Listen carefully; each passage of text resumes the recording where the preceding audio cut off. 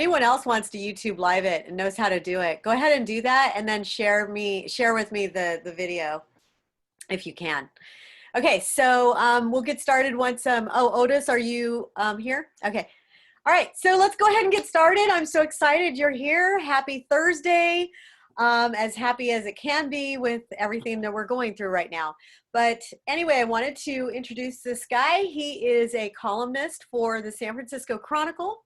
He writes about race, culture, housing, policing, immigration, diversity, and equality, and probably so much more. But this guy hails from South Carolina. He lives in the Bay Area, and he's on radio. You're probably on TV too, I'm not sure, but you'll let us know. But anyway, please give a warm welcome to Otis R. Taylor, Jr. So what's supposed to happen now? So go ahead and intro, do whatever you want, talk to us, tell us whatever format. Right now we have 14 participants and we are recording this. Okay. Charleen, are you a punctual person? For the most part. Okay. Curious. I just put your name and your last name together.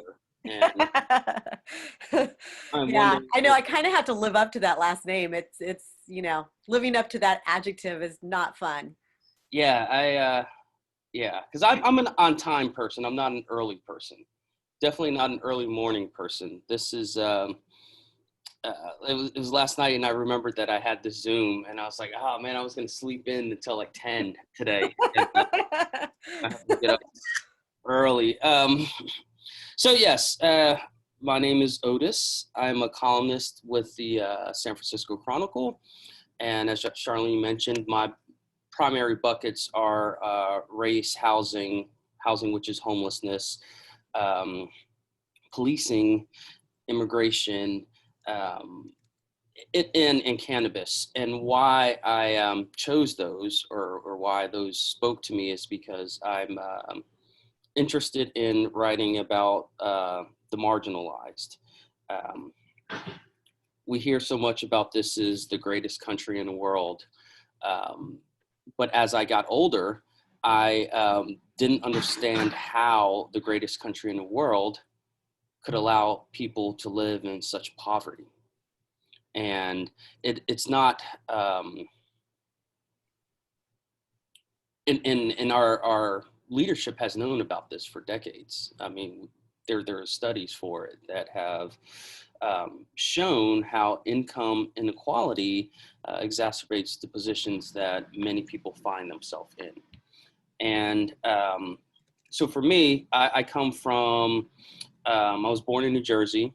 I was raised in South Carolina. I come from a two-parent home. I lived in white neighborhoods. I went to white schools because my parents, neither of whom graduated from college, realized that to get the American dream, you know, the best possible path would be to send me to get me the same kind of education that white people were afforded. And living on the East Coast, in New Jersey, they sent me to private school first. And then when I went to South Carolina, they moved into a white neighborhood, so I'd go to a white public school. And that's not the same for everybody. And as I got older and I was making a lot of money in technology out here, I realized that I'd walk to my office from the BART station and I'd pass people living on tents in a city where I'm paying $3,000 for an apartment. You know, I'm splitting it, but still I'm paying a lot of money for an apartment. And the money that I'm paying is no sweat off my back because, you know, I work for a startup that raised $4 million. We're rolling in the dough. And it doesn't matter if we succeed or fail, because then you can just take the team to another startup and raise more money. It really was not lost upon me that I could work in a garage for a couple months and then some investors are going to give me millions of dollars. Like, how well, not me, you know, me and my team, but how is that possible? So I found myself at the end of like a 12-hour shift at this tech company, where we've got this office that's a converted apartment, and, you know, we've got these amenities, and I found myself being disillusioned with what I was doing, which was just creating a platform where I could harvest your data and then find ways to monetize that data. And that's exactly what technology is. And I just didn't see how that was, that wasn't fulfilling for me. So I found myself spending time with homeless people as I walked back to the BART station to take it back to Oakland. There was one woman in particular that I met. She was sitting outside of a dumpster, and she was on this kind of, you know, the bathroom shaggy rugs that you use to step out of the shower.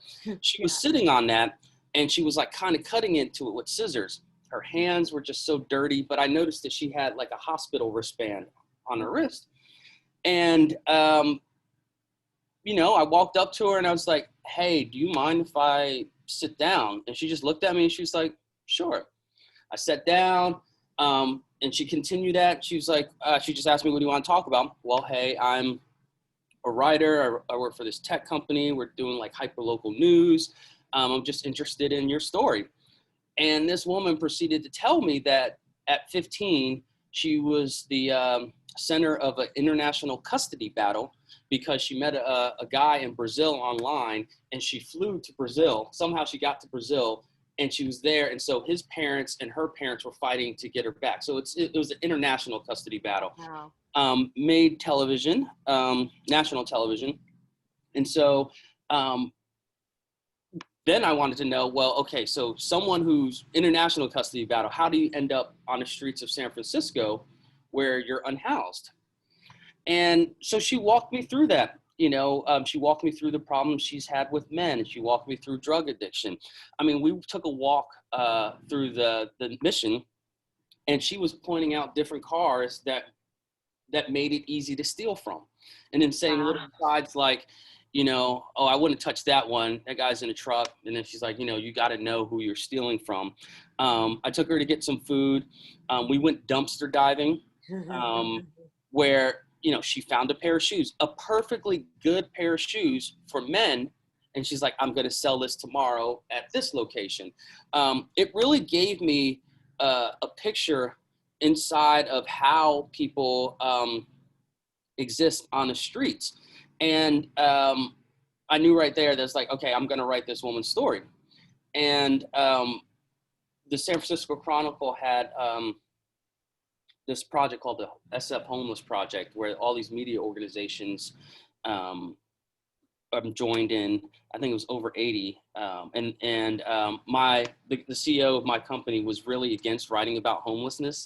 He said, you know, no one cares, and, you know, that's just getting in the way. And I'm like, these are people. Like, these are people who have names, they have thoughts, they have histories.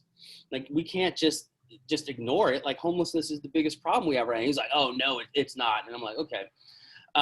But anyway, we had a, I was just about to cuss, sorry. We had a mess up in our first. Okay, you can, these are college students, so okay. I'm sure they've heard a cuss word here and there. Okay, well, we had a fuck up, and we, and it was intentional. And we had taken other resources from publications and seeded it into our application without giving them the proper credit or sending them to their website. And people got pissed. And one of the publications was the Chronicle. But then the CEO was like, oh, well, we have a guy writing about homelessness. We could do that. And he took it from, we have a guy writing it from homelessness, which I was just doing in my spare time. And he's like, oh, we need homeless stories. So I had probably like 5, you know, written that were ready to be published. And from that, the Chronicle decided to recruit me to come and write about people from this perspective of humanizing people. Yeah. Everyone, whether they're poor, whether they're mentally disabled, whether they're physically disabled, whether they're drug addict, whether they're just simply impoverished by decades of trauma, they're people and they have stories that need to be told. And so the Chronicle started recruiting me, asked me to come for an interview. And so I looked at my predecessor, and it seemed like he was writing about issues in the Bay Area from like a top-down perspective, like sitting at City Hall, talking to county supervisors and talking to city council members and the mayor, or representatives in Congress or the state Senate. And I just felt that it's when you reach this level, you lose a connection with this level. Mm-hmm. And I told the Chronicle that I wanted to write from the bottom up. I wanted to get the voices of the people out in front instead of the voices of the people who are supposedly helping the people who need help. I have found that there is this disconnection from what a disconnection between elected officials and the people who are suffering, who actually need help. And we're seeing this, the largest gulf is between the president and people who are suffering from the coronavirus. He has an inability to grasp the fact that 200,000 people are dead from a virus that could have been mitigated by very simple solutions. I find it offensive that public officials who are supposed to be representing people don't know what their people need. And this goes back, this is not just now, this is decades. So I'm also a college lecturer, like Charleen, and I like to interact with students, but I do it from a historical perspective, which is also how I write. So maybe you guys have noticed there have been some protests this year. There's been a few, and those protests have, in some cities, including Oakland, San Francisco, have led to some looting and even some violence. And right now, we have a president who is campaigning on a law and order ticket. You have conservatives who want to chastise the people in the streets for their behavior. But here's the thing about that. 50 years ago, more than 50 now, 1967, there was something called the Kerner Commission. Well, if you know what happened in 67, obviously I wasn't alive, you guys aren't alive, so you got to read, know your history. In 1967, there were protests, social uprisings in more than 100 cities in this country. So bigger than what we experienced with George Floyd. There was also looting and some violence. Much more violence from police, because police at that time were very physical to people of color. They still are now, don't get it twisted, but they would openly beat you for no reason. Wow. So the government, the federal government, the president of the United States at the time, Lyndon Baines Johnson, wanted to have a commission to study why are Black men and women protesting in the streets. What could they possibly be mad about? And this is, during the era of the Civil Rights Act hasn't been signed yet. So he has this commission, and it's mostly white men. And the commission comes back after going to these cities like Detroit, like Cleveland, like Los Angeles, that have a large population of Black people. And what the commission did, instead of saying what you people need, they went and asked the people what they needed. Number one was jobs. Number two was access to education. And number three was more opportunities within the community. Here we are 50 years later, and systemic racism is still having people of color ask for jobs, access to education, and opportunities. Yeah. Why is that? That's the kind of questions I ask in my pieces when this is documented history of this country, where you have this report given to the federal government on how to address these issues in communities of color, and the government has oftentimes ignored it. The coronavirus has, a lot of people are focusing on health and the impacts on people of color, disproportionately to white people. Me, I'm focusing on the income inequality.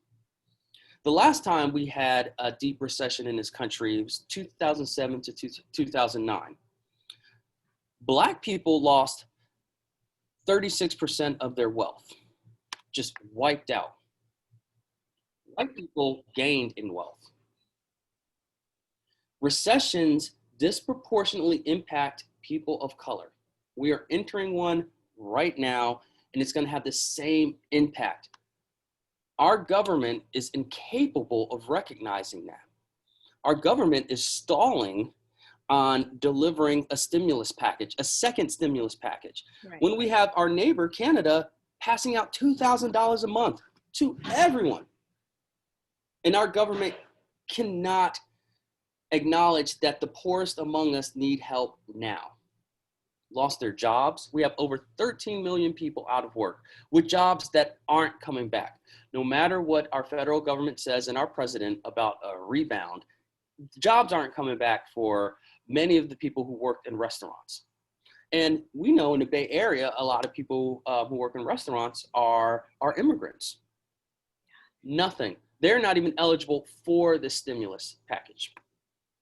We have people who are living in this country, contributing taxes to this country, who are not being helped out. I have, my second column at the Chronicle was about race. So 4 years later, I started in 2016. So 4 years later, 2022, when race becomes election year issue, it becomes something that, I'll just say it's something that white people also care about. This is nothing new. This is my history. This is my parents' history. It's their parents' history.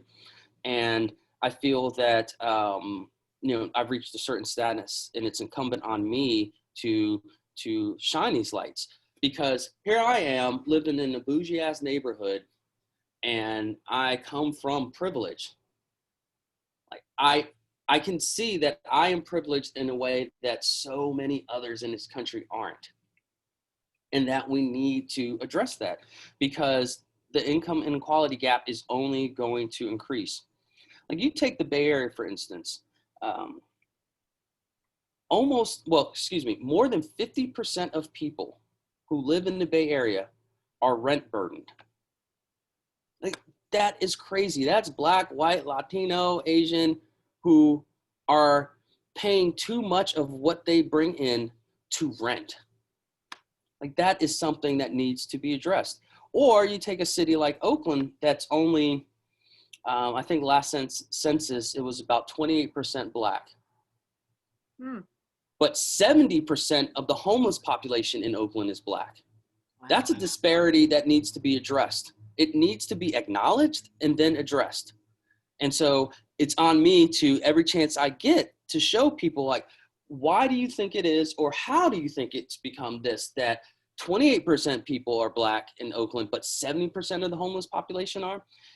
I know that there have been people who want to chalk it up to laziness, but that's not what the people will tell you. Ask this person how they went from housed to homeless. And I got a lot of pushback from readers saying, well, people are lazy, or, people, they do drugs, or, the father's not home. Okay, well, all right, let's get into that. So I gave them example. I was like, okay, so if you need an example, let me follow this trajectory of a homeless person. So I met a man on a street, Northgate. And when I say on a street, I mean on a street, because I like to walk. I like to ride my bike, and I like to get out and walk among people. So, it's not odd that you'll see me in a homeless camp and then have a police officer ask me if I'm buying drugs.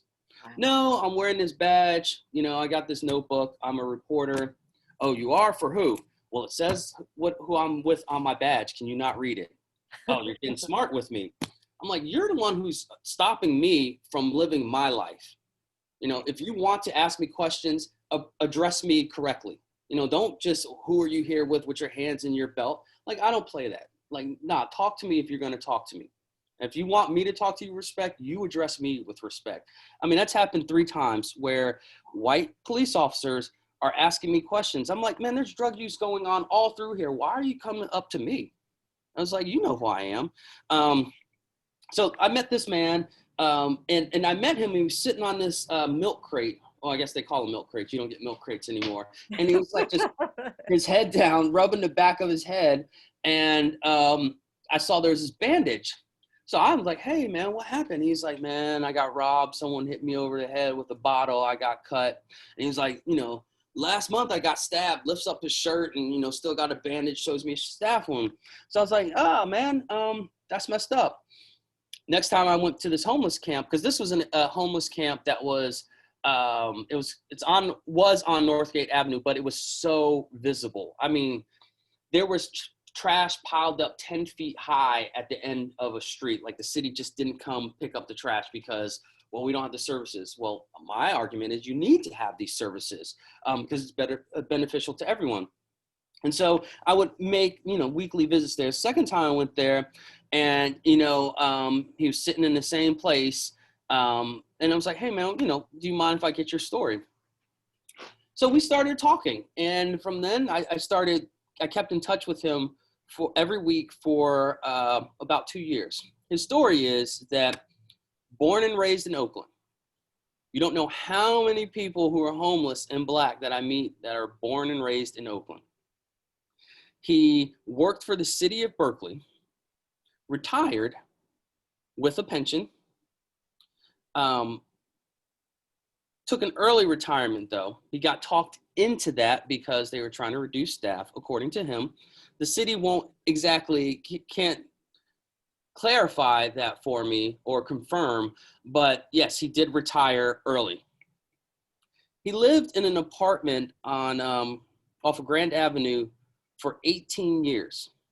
He was housed for 18 years. His landlord raised the rent exponentially.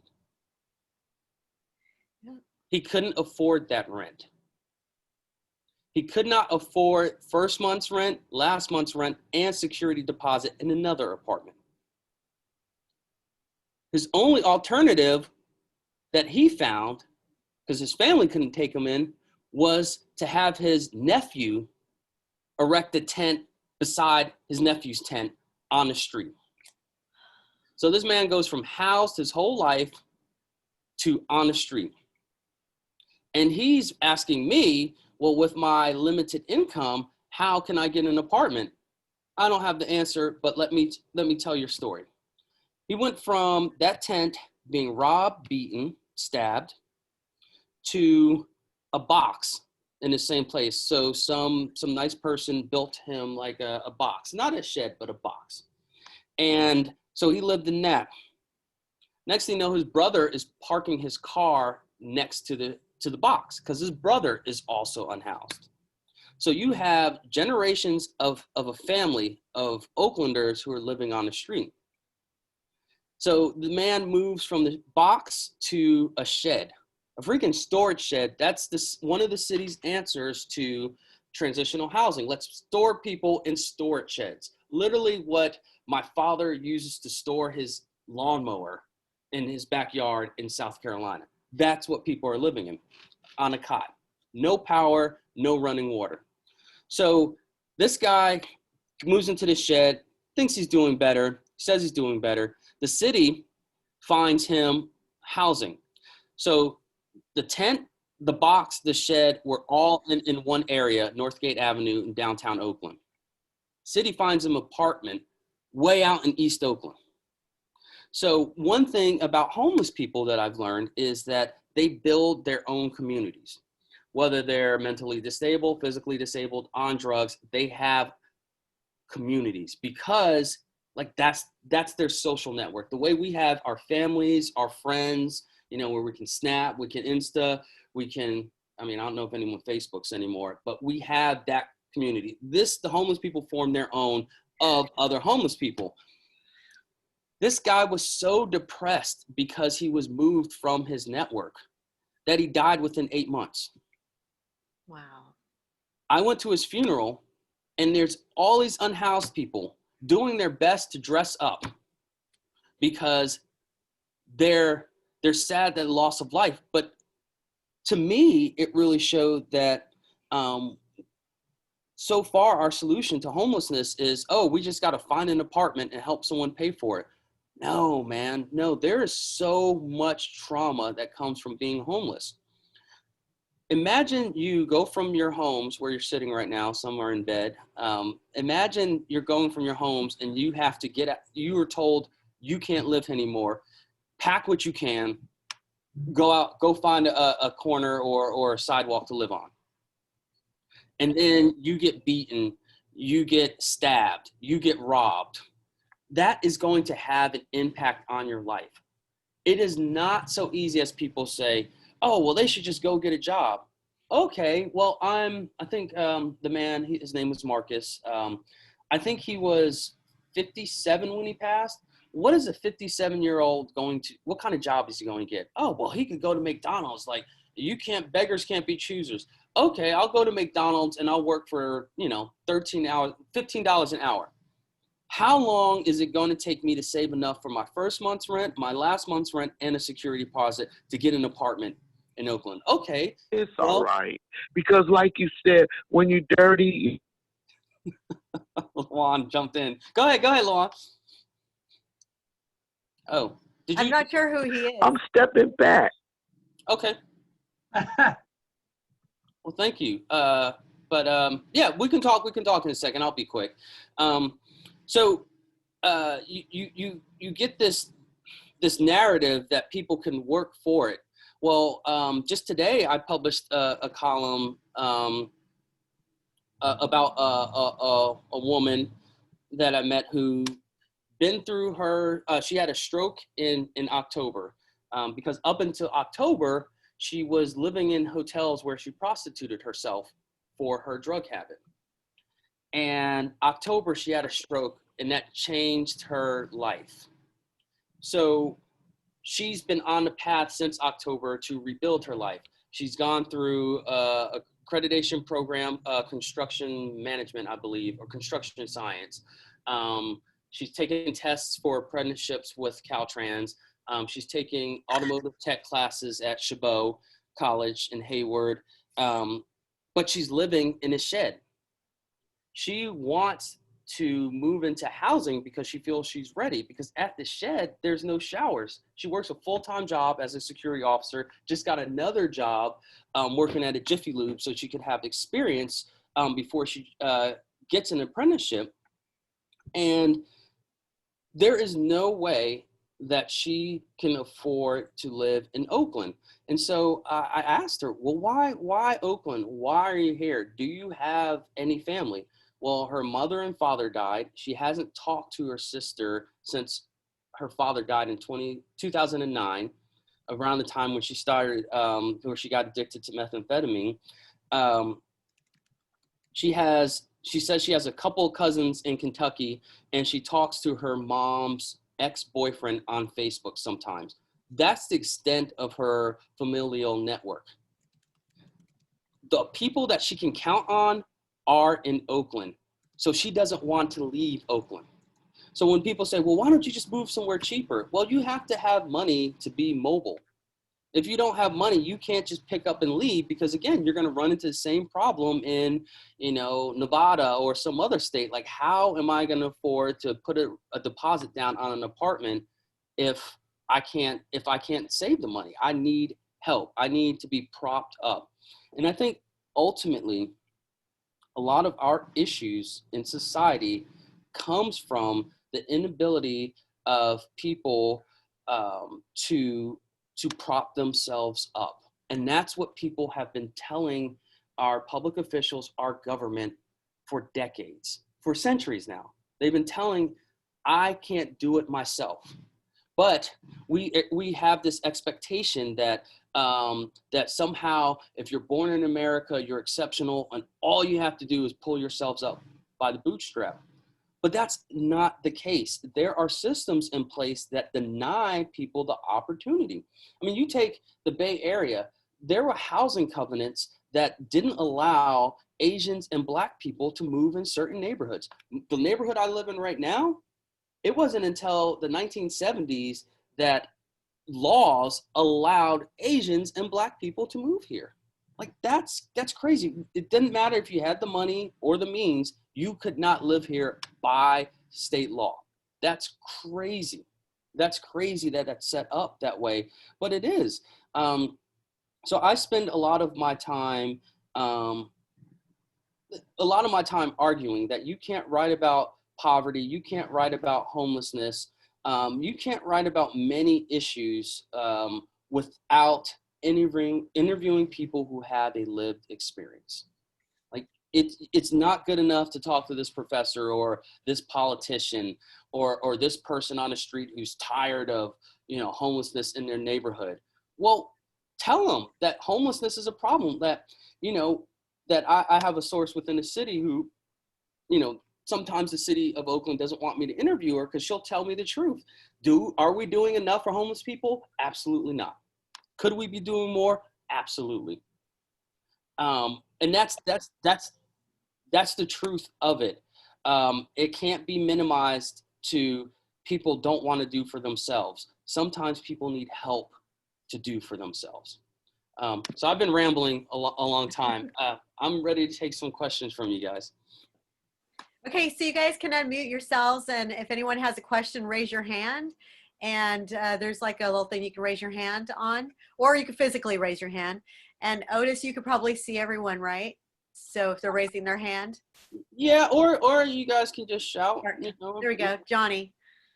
I just wanted to know how it was nice hearing you talk and everything. Thanks, Johnny. What's up? By the way, thank you so much for that. I was actually just curious to hear about your editorial experience, like when you first really kind of made it to have your work presented to like a public or whatever.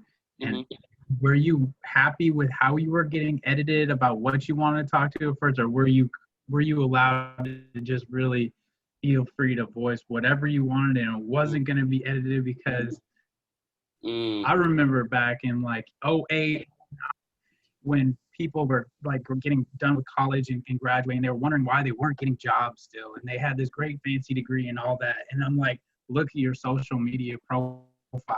This is why you're not getting the job you think you want to get, because you gotta know how to check yourself still on social media. And it's almost a way of censorship. Even though in America we're so free to speak and whatever, it's like, if you have something on social media and you think you're gonna go get this fancy job, you might not, and like all these underlying factors. So I just want to hear about your first editorial experience and all of that.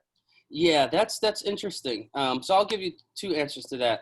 And I gotta say, right now, I don't know, like people are just, it's like they're not even looking for jobs. Some people, you know, just throwing up an OnlyFans and promoting on social media. It's like, I have a friend who has a good job, and she's like, I'm promoting her OnlyFans on Instagram because she's like, I'm making money from this.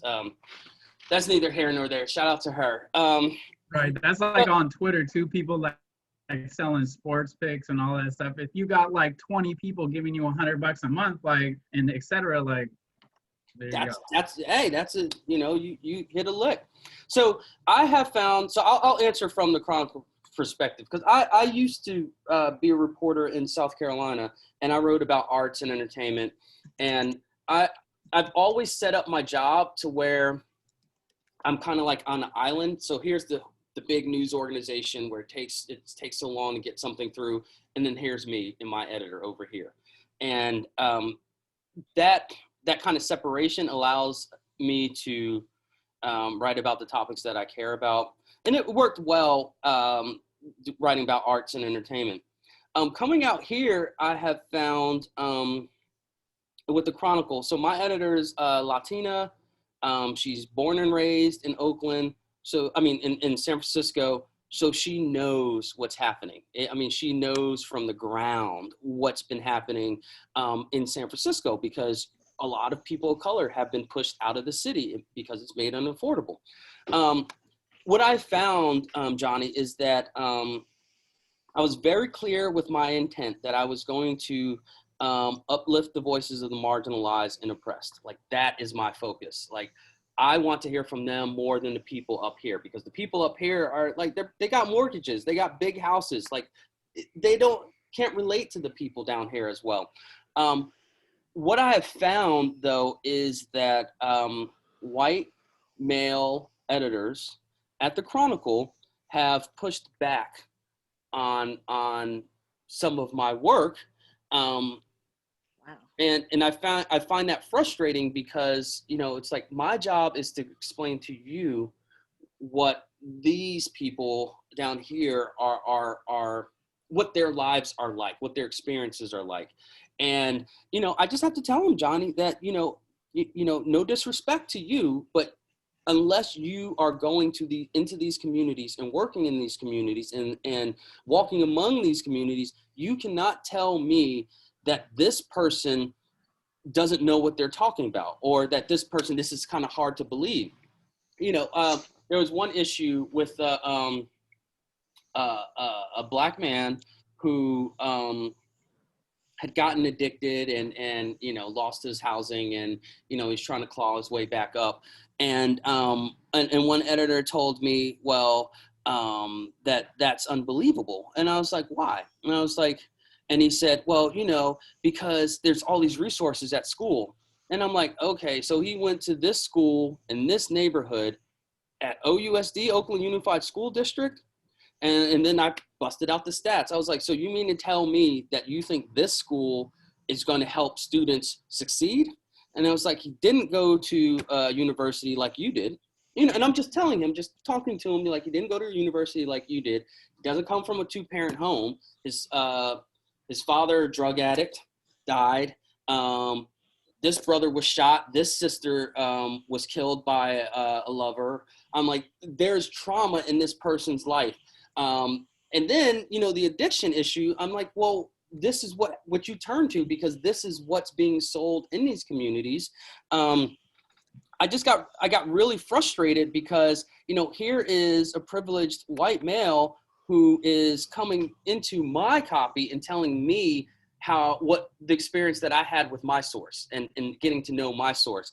And that's a problem that I have from time to time. And that's why I keep making a point to, you know, I want to be over here. I don't want to be in this structure here, because this structure will do things like, I had a problem with this editor another time where a Black man was fatally shot outside of a bar in, what is it called? It's near Richmond, El Sobrani. And our first story by a white reporter was, they said the subject's name, 28, who has no gang affiliations, was found fatally shot. I'm like, why is this your first reference of this kid who was fatally shot? Why is your first reference that he has no gang affiliations? Like, what does that have to do with anything with him being a victim of a fatal shooting? And it turned out he was a good, you know, by all intents and purposes, he was a good kid. I think it was a drug deal gone bad, and not like, you know, massive quantities of weight. Like, we're talking about a gram of cocaine. He was shot and killed over that.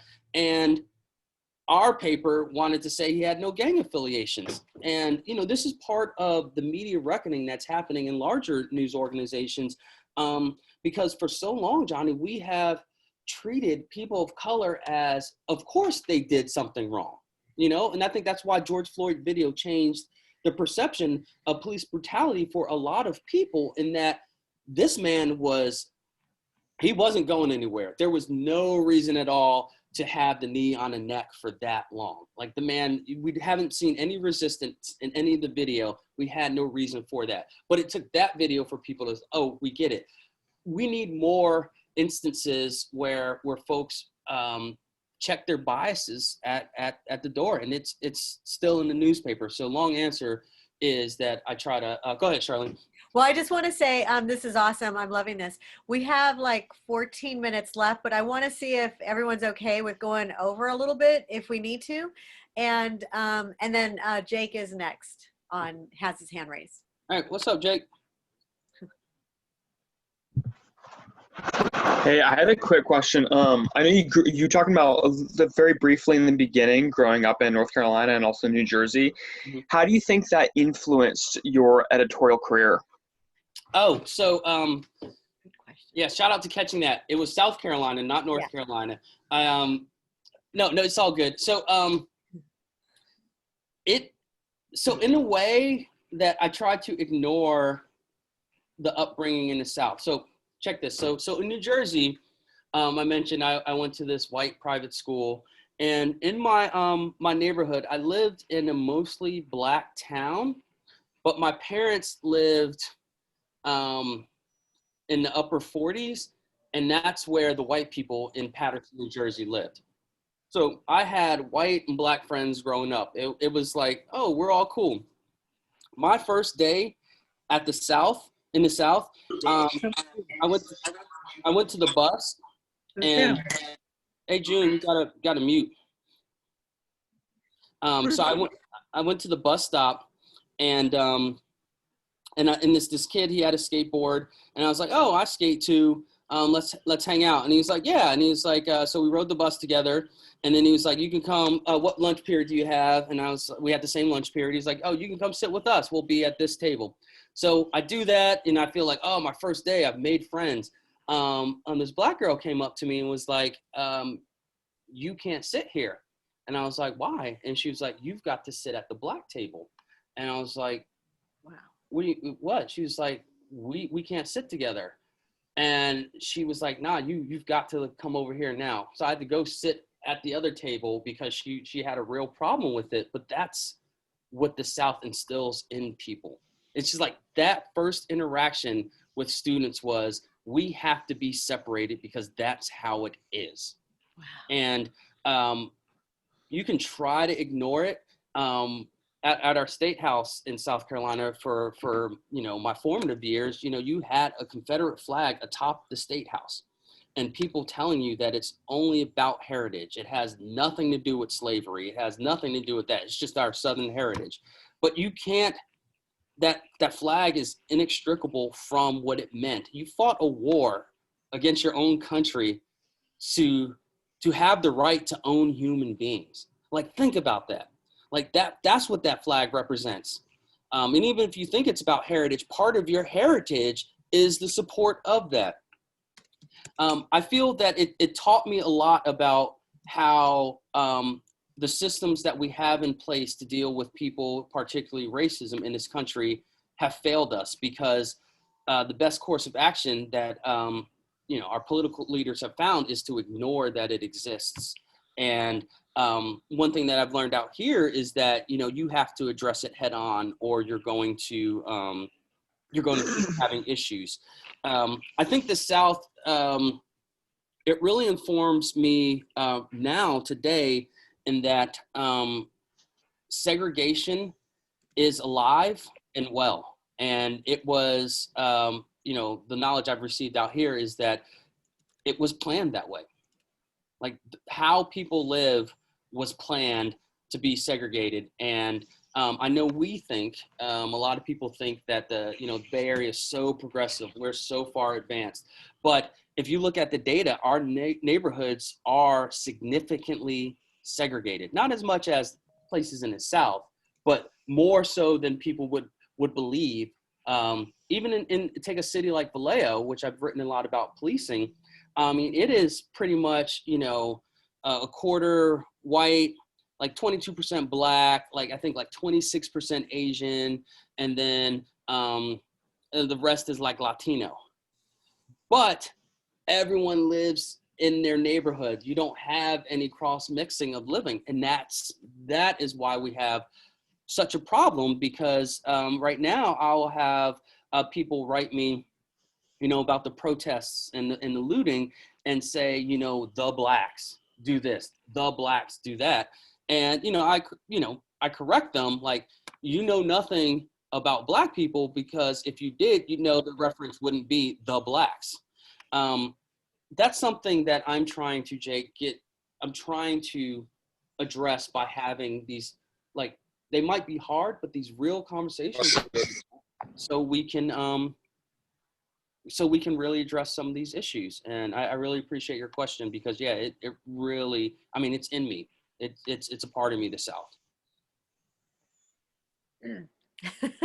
Otis, so there's a question here from Valerie Lewis. Can you read it, or you want me to read it? I'd like you to read it, Charlene. Oh, all right. Okay, so she's asking, do you believe that we can affect change in our neighborhoods on race? There's several questions in here. Do you have any suggestions on how we begin to get people at the table? And how often do you think we need to have these discussions? And is it a good place to start with our representatives? Great questions. Certain representatives, yes. But and I've been thinking about, like, how can we make sure our politicians actually represent people? And I'll give you an example. So, I mean, there's no secret. I'm going to vote Democratic because I feel that the president, like, our lives are on the line right now. But with that said, Kamala Harris, I have a real problem with, because when she was attorney general, when she was district attorney in San Francisco, when she was assistant district attorney in Alameda County, she did not, the way she talks now wasn't how she prosecuted. Huh. And I find that problematic, because when you reached a level where you could affect change as a prosecutor and as the state's top cop, she didn't do that. And her record shows that.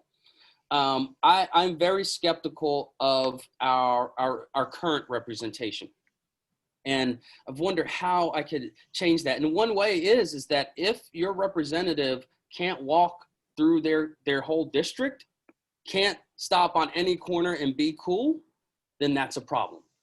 Because every district, well, not every, most districts have impoverished people living in those districts, and that's on the representation.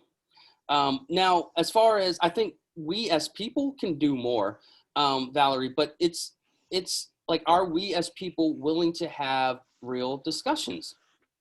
Are we really, are we really able to interact with people of, different races, different socioeconomic backgrounds, and are we really able to listen? That's what I have, that's what I have had. That's my experience, is that some people are willing to get there, and then some people are so reticent because of the narrative that's been so pervasive in this country, and that keeps us apart. So we've got to find either a person or an issue to unite us, and George Floyd's death was one. There was a protest that happened in Oakland that were put on by some college students, and there's just, like, all these people walking down my block, and then you get down to the high school, and there's 15,000 people there. I mean, I got goosebumps. I mean, it was so electric, so magnetic. This white teenager that I've gotten to know through her protesting, her activism, she sent me a text, was like, yo, I'm going down there with my friends, and my mom's coming. And so I was like, yo, I want to meet up with you. And so, I took that opportunity to walk with her mom, because I know her 16, 17-year-old daughter is about that life. Is the mom really about it? And the mom's like, this is the first time, that I'm out here. She's holding a sign, and she's like, I really have to be a part of this. And I'm like, but are you talking to your friends? Your well-off friends, are you talking to them? And she's like, yeah, some, but some, it's kind of hard to have the conversation. And I tell her, we need that. Like, it's good to have you here on the streets, but we need you to be able to have those conversations with your friends so you can inform them about what they don't know about. It's something that, most reporters don't take the time to respond to email. And I will, even if the person doesn't agree with me, if they come at me with I want to have this conversation, or I'm trying to have this conversation. Now, if they call me a Marxist or a leftist or a libtard, or, if they say the N-word, that I'm going to not do that. I'm not going to have that conversation. But if they want to try to understand more, or this is what I've heard, and then, yeah, I'll talk to him like, well, don't rely on what you've heard from others. Like, have you had an experience? Like, tell me about the people you know. And if you don't know anybody, then go out of your way to try to introduce yourself. Okay, so Otis, we've got some hands raising here, but I'm going to read this one first, and then we've got 2 other students that are raising their hands. So this one is from Nicole Parks, and she says, I'm a journalism student and have worked at the DVC Inquirer. That's our campus newspaper. I have done volunteer work with some of the populations being discussed and feel passionate about it. Are there any internships and other opportunities for people at my level? Very good. Very good. High five. So that was from Nicole. And then we've got Joy, Tab, and then also Claire has their hands raised too. Okay, cool. So let me, thank you for the question, Nicole. Yes, there are tons of internships. Like Hearst actually has a fellowship, a 2-year fellowship. Oh. So yes, they're out there. I would suggest, I would suggest, go ahead. Could we get you to, if you want, maybe put your contact information in the chat stream, and then the students can copy that. And then others, people on this Zoom that have other questions outside of this, maybe they can reach you. Can you, I think you can as a. Yeah, okay, I got it. Cool. Okay, yeah. there's your email address, so people can get a hold of you after this Zoom as well. Excellent. So Nicole, yes, and I would advise you to seek those internships out. Like even small newspapers, small digital publications. Next summer, let's talk about it. Let's get that ball rolling, because. Right now, obviously, like you can get somebody to give you work and do it for free. But if you show a willingness to write about issues that newspapers are trying to train themselves to write about, you would have a leg up. Because what I find, so my students, they want to write about, they want to change the world, and they want to like take down politicians, and they want to write in big investigative pieces. Well, yeah, that's good, but work your way up. There's like, you're just not going to go from school to writing, for the New York Times, a big expose about whatever, right? The coal industry. It just doesn't happen like that. But if you're willing to write about issues that are important right now, like race, like housing, like climate change, you will set yourself apart. So you having volunteer experience with some of the populations I've been talking about, that's beneficial. You know why? Because you already have an understanding that they're just people like you and I. Yeah. Maybe they have some trouble with certain things in ways that we don't, but you and I have trouble with certain things. So it's just a matter of you taking that experience and telling stories based on that experience you have. And because you have that volunteering experience, you have people that you can go and interview and say, hey, Charlie or Janet, will you give me an hour of your time so I can write about your story? And you'll find more often than not, at least I find more often than not, this is a tip too. I don't lead with a notebook. I mean, I'm a jeans and t-shirt kind of dude. I've always been that way. I wear Vans just about every day. I didn't, when I was in college, that was my goal, was to be a professional and wear jeans and t-shirts and, my hair long. This is when I'm sitting in front of a mayor, a senator, congressperson, or someone who's unhoused. This is how I come. This is me. I think I don't lead with the notebook. I ask people if I can have a conversation with them, and then I gradually, bring out the phone and record. Then I bring out the notebook. That's it. It takes time, but you're already on your way. And yeah, I'd be happy to talk about how you could do that. Okay, so let's go with Joy Tab. Go ahead and ask him your question. It's Can you hear me? Alcatel. Yeah. Yes.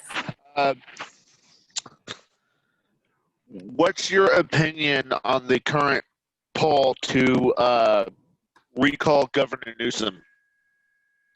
Yeah. I think Governor Newsom is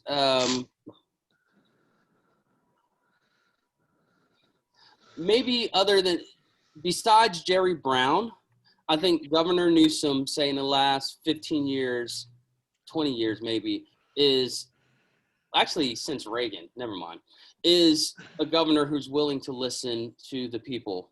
The governor just signed a bill. He had 45 days. He signed it in less than a week that allows inmates who were firefighters to now get a job as firefighters afterwards. Why it took this long, I don't know. But hey, here we are in California, wildfires going around, and we're having a firefighter shortage. Why don't we tap this population of people who got that training while they were incarcerated, paid nothing, like $2 a day? Why don't we pay them a livable wage to become a firefighter? So he did that. I think the recall effort is distracting, and I think there are better ways that we need to focus on impacting change, and that starts at the local level. I think our local officials right now, because it's at the local level that people have these binding protections for rent and mortgages, for evictions. It's at the local level that's putting together these food banks for people who have food insecurity. It's at the local level that we're dealing with education.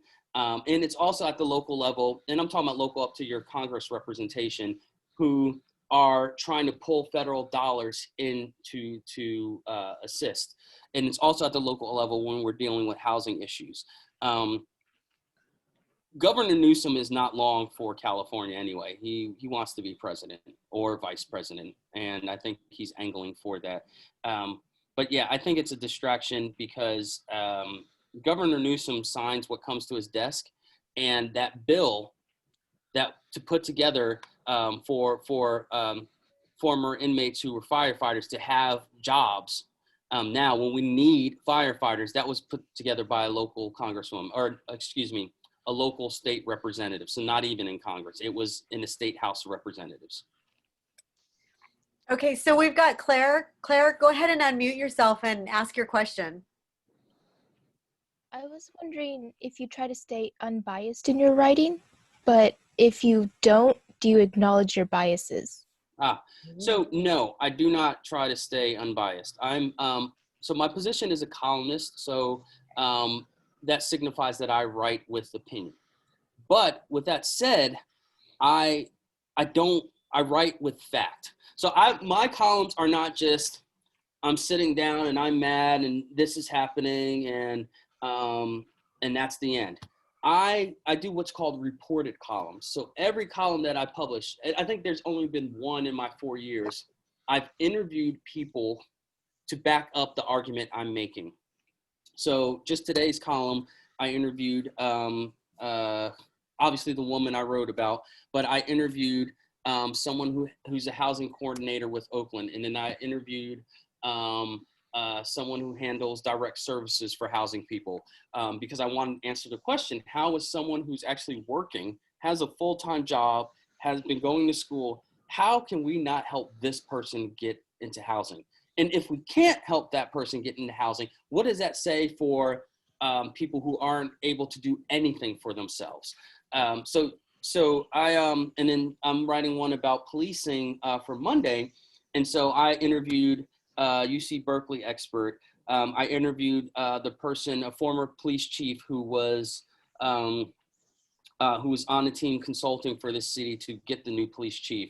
I interviewed the guy who put together this independent report on police in this city. So I go to the experts, the people who have the knowledge base to actually talk about a situation, and then I interview them, and then I write my argument based on my conversations with them.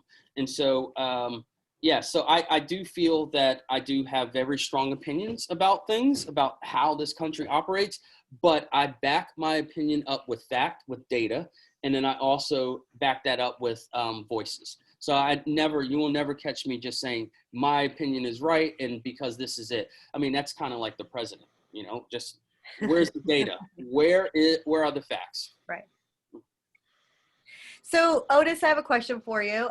What do you say to people who say to you, all lives matter, or even, which is another subject, blue lives matter? Well, for one, that's so funny. So blue lives matter. I've never got that because blue lives don't exist. Right. I don't know why people draw an equivalence between racial identity and a job. That doesn't make sense to me. And then as far as the all lives matter, well, all lives can't matter unless Black lives matter too. And the argument that I make is that, and actually, I'm glad you asked this question because I don't address it in my writing because I just think it's so superficial.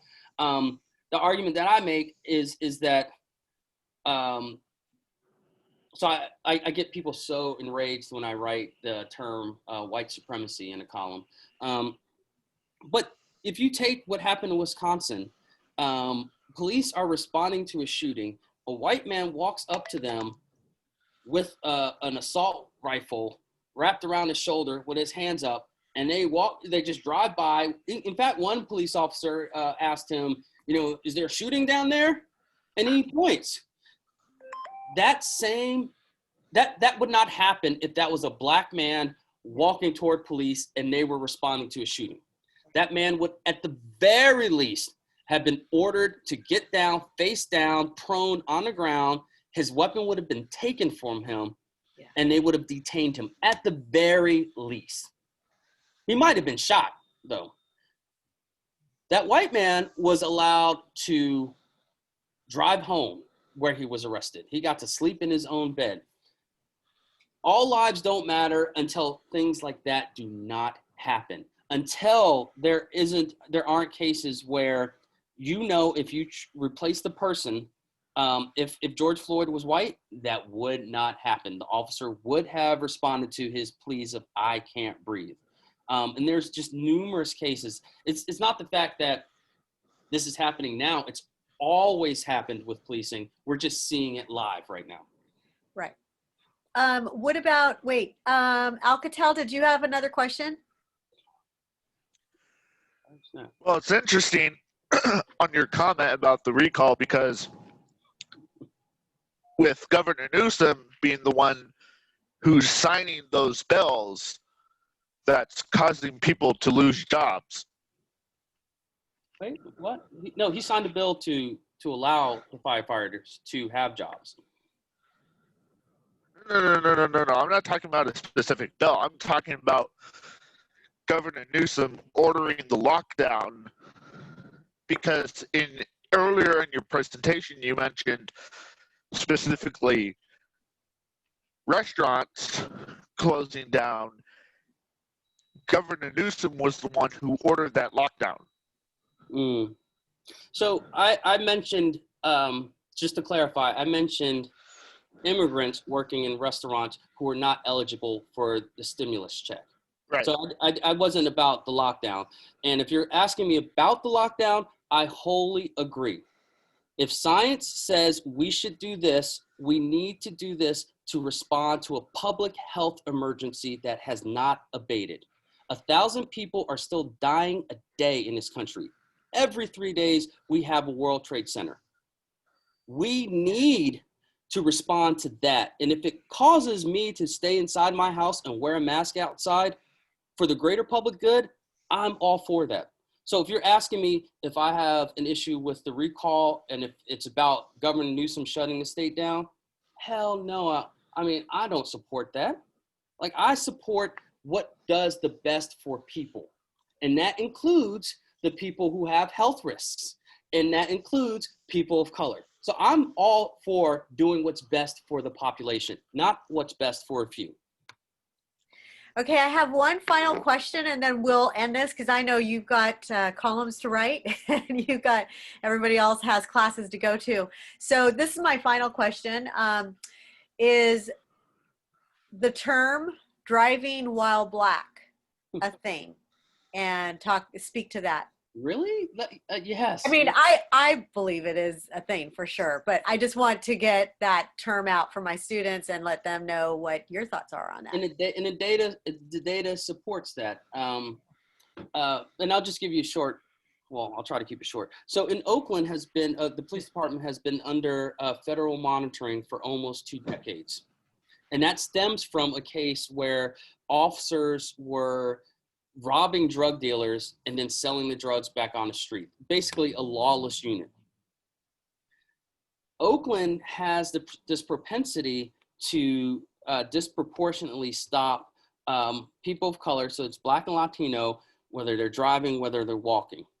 The data, the most recent data shows that I believe Blacks and Latinos are like 33% more likely to be stopped than whites. Furthermore, it also shows that the data showed that the police aren't reporting the interactions with those people that they stop accurately. I would say that that's something that I had a conversation with my parents right when I got my license. So in South Carolina, you can start driving at I think 15 with a parent and 16 by yourself. Actually, no, 15 you could drive during the day, but you can't drive at night. But anyway, you know, both of my parents had to sit down with me about who I was and how I was seen in this world by police officers. Didn't matter if I was using my turn signal. It didn't matter if I wasn't speeding. Like, just being who I was, I could get stopped. And sure enough, one of the first times I drove by myself, I got stopped by a police officer on my street. Wow. And this is how he opened the conversation with me. He said, "Boy, what are you doing in this neighborhood?" Oh. And it's just like, well, I mean, I live here. Where? And then, of course, me being a smart ass, I was like, I don't have to tell you my address. And, you know, next thing you know, I got to get out of the car. It's just, it's ridiculous. But once we dig into the data of police departments, we see that people of color are disproportionately arrested at a higher rate than anyone else. And data also shows that people of color aren't doing crimes at a disproportionate rate. It's just that they are arrested or the interactions are higher because that's how police are trained at a very basic level.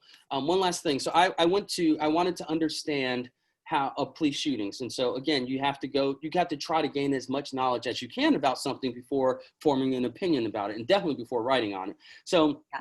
I started writing more about police shootings. So I asked a police department that I haven't had any trouble with, and their numbers actually look good. I was like, can I go to a training? And so they put me in this training. And so you stand outside a door, they give you like this fake gun, and you go inside and there's going to be a big screen. And then they're put the situation on the screen. But before you go into the room, they tell you, you know, what the situation is. I go in there. I mean, before I go in there, they're like, a guy has a knife and he's threatening people. It's like, okay. So I go in there, and then it's a guy, a Latino guy, sitting at a table with a knife, and he's just twirling the knife here. And then I'm supposed to give him commands to de-escalate the situation. But the cop that's telling me that prep me, my commands are put the knife down, and he's like, hey, you have to put your hand on your weapon just in case. So I'm being taught, you know, just off the street to yell at this man and put my hand on my weapon. That is threatening to the person who is seeing a police officer with his hand on the gun. So what happens, this man gets up from the picnic table and he charges me with the gun. And I just step to the side. But because I didn't shoot, the program says I died. And another officer was in there. He's like, now we don't want people who are afraid to step up. And I was like, well, I actually, in this case, I stepped to the side, and because I was like, this man looks overweight. And it's like, and I said, I'm in shape. I can evade his charge. I could just step out of the way. I could figure out something else until backup gets here. And he's like, that doesn't always work. And I was like, man, I know I could have evaded him. He's like, you sure? And then the guy like chucked the pencil at me, or a pen at me. And it's just coming at me, and I just stepped to the side and watched it sail by. And I was like, well, and he's like, well, you got lucky. And I was like, no, it didn't, man. I was like, you're asking me to respond to a situation. My first response is not to shoot somebody, but you are in here telling me my first response should be to pull my gun or I fail the test. I was like, what? That is teaching police to shoot people of color. Right. Or to use force in a way where, like, this man could have had a mental break. I don't know that because I haven't talked to him. I have just started yelling commands at him instead of, hey, man, what's going on? Are you good? Staying away. Be like, hey, is something going on? You know, you having a problem at home? Like, talk to me. Like, let's work this out. Instead, it's put the gun down. Put the knife down. Let me see your hands. Let me see your hands. Like, man, like, any of you, do you respond when people are just yelling at you? No, you don't. But if someone talks to you, are you more likely to have a conversation with them? I think yes. So I'll do one final question, and that's from Luan Davis, and then we'll wrap it up. Okay. So Luan, go ahead and ask your question. Yeah. Let's see here. Oh boy. Just one question. My question. We want to get going.